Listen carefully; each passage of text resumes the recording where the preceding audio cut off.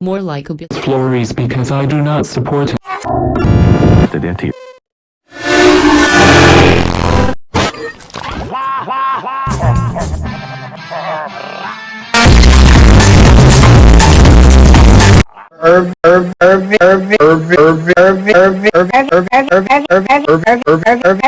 Chupo.